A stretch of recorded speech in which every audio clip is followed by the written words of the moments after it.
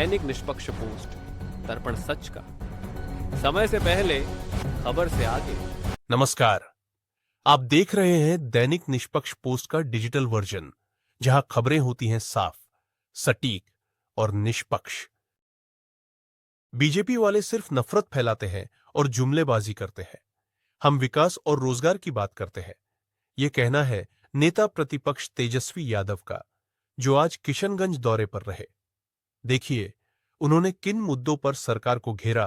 Report दिलाजम आलम, बिया, दैनिक निष्पक्ष post, जनता का पक्ष बिना पक्षपात। 2005 में सम्राट चौधरी का उम्र था 26 साल। कितना? 2005 में, और 2010 में हो गया 28 साल, यानी 5 साल में 2 साल बढ़े, बताइए। और 20 में हो गए 51 साल के, यानी 10 साल में 23 साल उम्र उनका बढ़ गया। ये उनका एफिडेविट है, अलग अलग चुनाव में अलग अलग बर्थ सर्टिफिकेट दिए हुए। ये भाजपा बड़का झूठा पार्टी, केवल और झूठ पे झूठ बोल रहे लोग। ये लोग देखिएगा, नरेंद्र मोदी जी कूद कूद करके बिहार आएंगे। अभी बरसात का मौसम है ना भाई, अभी जुमलों की बारिश होगी, जुमलों की बारिश होगी।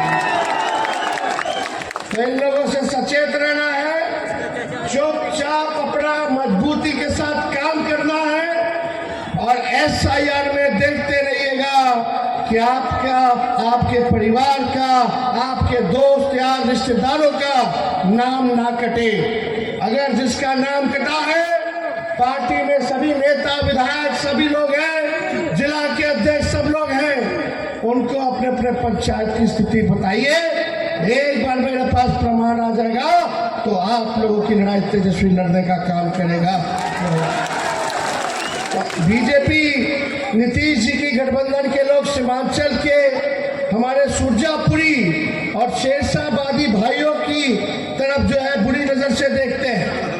हम बीजेपी को उसके मंसूबे में सफल नहीं होने देंगे। हमें उनकी बुरी नजर को उतारना आता है। तो आप लोग सब लोग एकजुट रहिएगा, और हमारे पार्टी के जितने विधायक, मास्टर साहब, आप सब लोगों को चिंता करने की जरूरत नहीं है। तेजस्वी किसी को नाराज नहीं होने देगा। तेजस्वी किसी को भी नाराज नहीं होने देगा। ये हम इस मंच से हम ये कह करके जाते हैं।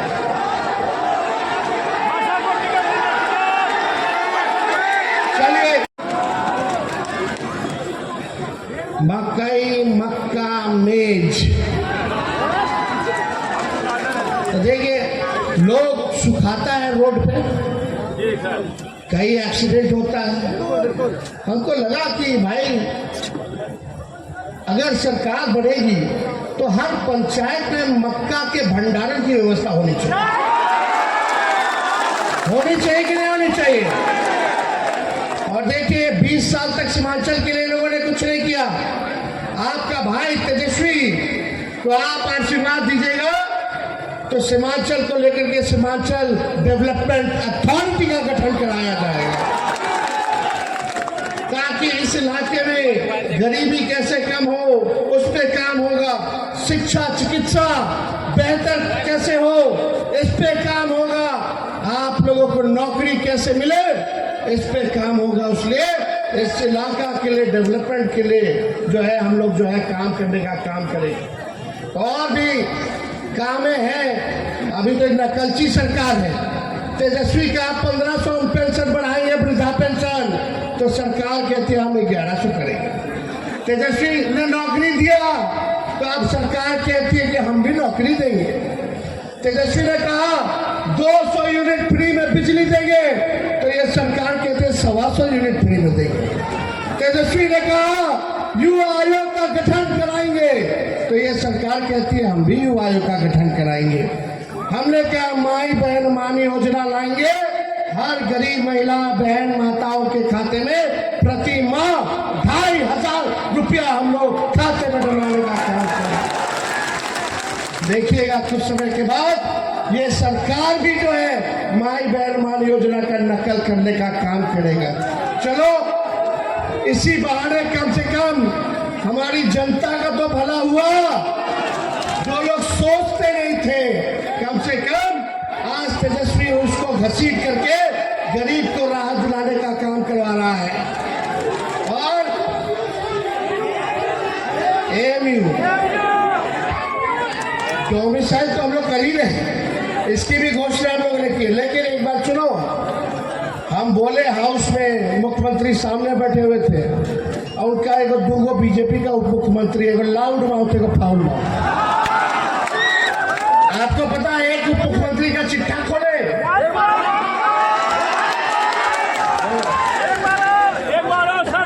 अब सुनिए खास बात सुनो भाई साहब। जनाब मास्टर मुजाहिद जी, जनाब शहनवाज आलम साहब जी, जनाब अध्यक्ष कमरुल हुड्डा जी, इजहार एसपी जी, जनाब अंजर नईमी जी, जनाब सऊद आलम साहब, जनाब रुकनुद्दीन साहब, कारी शोहेब जी, अनवर आलम जी, फैजुर रहमान फैज जी, श्री देवन यादव जी, उस्मान गौरी साहब, मुश्ताक आलम जी, सैयद मंजर आलम, शकील साहब जी, अरुण यादव जी, समीर आलम जी, रेहान जी, इंजीनियर फरहान जी, खुर्शीद जी, हर्ष आलम जी, अमजदुल्ला खान साहब, जावेद प्रधान जी, श्रीमती नुजरत मजाबी जी, और यहाँ सभी हमारे महागठबंधन के साथी, पार्टी के नेता, पार्टी के कार्यकर्ता, आज हम सब लोग मिल करके मास्टर मुजाहिद जी का पार्टी में स्वागत करते हैं।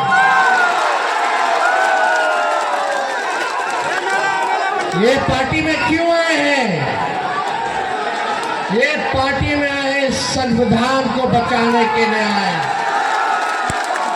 संविधान को बचाना है ना, लोकतंत्र को बचाना है ना। यही संविधान है जो देश का सबसे पवित्र किताब है। इस संविधान ने हम सबको समान अधिकार दिया है। कोई अगर कहता है कि इस देश से भाग जाओ, निकाल देंगे, तो हम कहना चाहते हैं किसी के बाप का देश नहीं है, ये हम सबों का देश है। और इस देश के कुर्बानी में चाहे हिंदू हो, मुस्लिम हो, सिख हो, ईसाई हो, सभी लोगों ने कुर्बानियां दी हैं, खून बहा है सबों का, तब जाकर के हमारा देश आजाद हुआ है। लेकिन आज हम सीमांचल में हैं। सीमांचल का मुद्दा क्या है? सबसे ज्यादा गरीबी है, बेरोजगारी है, बाहर से लोग परेशान रहते, माताएं बहनें, आप देखिएगा महंगाई से इतने लोग परेशान हो गए, पलायन इतना ज्यादा हो रहा है, पढ़ाई के लिए, दवाई के लिए और कमाई के लिए लोगों को बाहर जाना पड़ रहा है। 20 साल से एनडीए की हुकूमत है और अभी तो चाचा जी अचेत अवस्था में, अभी उनको पता नहीं कि क्या हो रहा है, नहीं हो रहा। हाईजैक कर लिया से भाजपा वाला, वहां तो आरएसएस कोटा से बीजेपी कोटा चलता है, उनके दल में आरएसएस कोटा चलता है, तो उनके मंत्री ही कह रहे दामाद आयोग का गठन करा दिया लोगों ने आरएसएस कोटा से। तो हम देखिए उनका उम्र है, इज्जत है, सम्मान है, लेकिन एक बात तय है कि अब उनसे बिहार संभाला नहीं जा रहा है। अब कोई गाड़ी आप लोग नया खरीदिएगा तो 15 साल पुराना हो जाता है, तो उसके बाद सरकार भी इजाजत नहीं देती है। क्यों नहीं देती है? क्योंकि गाड़ी खटारा हो जाता है, धुआं छोड़ता है, कब इंजन बैठ जाएगा कुछ पता नहीं। तो अब समय आ गया है कि बिहार की जनता, सीमांचल की की जनता खटारा गाड़ी पे नहीं बल्कि नए गाड़ी पर नया सरकार पर जो है बनाने का काम करेगी और तेजी से इस इलाके का जो है विकास होगा। आप देखिएगा ये सरकार खटारा हो चुकी है। यहाँ का असल मुद्दा है गरीबी का। आप सीमांचल के प्रति व्यक्ति आए देख लीजिए, इनकम देख लो एक एक आदमी का। पटना के लोगों का इनकम देख लो, आसमान और जमीन का फर्क है। इस दूरियों को हम लोगों को मिटाने का काम करना है। मास्टर साहब आए हैं, हमारे दल के सभी विधायक हैं, हम सब लोगों को धन्यवाद देना चाहते हैं और इनके आने से पार्टी जो है सीमांचल के इलाके में मजबूत होगा। और सभी लोगों का राय था कि मास्टर साहब को जो है पार्टी में लाया जाए और ये आज वो दिन है। आज हम सब लोग देश के लिए, देश के संविधान के लिए एकजुट होने का काम किए और यही समय की जरूरत थी। बताइए समय की जरूरत थी कि नहीं थी? आज सीमांचल पर लोगों का बुरी नजर है, कुछ लोगों का बुरी नजर है। ये लोग कश्मीर को बांटने का काम किया। ये लोग चुप बैठने वाले लोग नहीं है जिससे हम लोगों की लड़ाई है। ये लोग लगातार साजिश पे साजिश कर रहे हैं। वक्फ बोर्ड का बिल लेकर के आए इन लोगों ने, सरकार में बैठे हुए लोग, नीतीश जी लोगों ने पास कर दिया।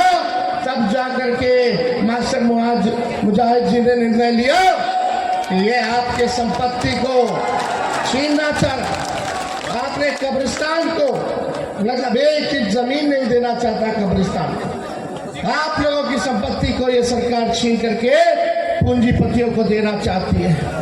हमने कहा है हमारी सरकार बनेगी तो वक्फ बोर्ड का कानून को पूरे दान में हम लोग फेंकने का काम करेंगे।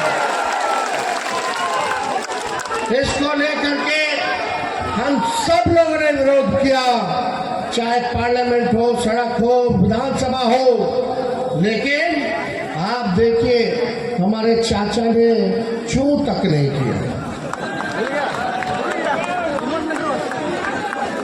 आप समझ जाइए देश में तानाशाही चल रही है। देश को तोड़ने का प्रयास किया जा रहा है, काम किया जा रहा है।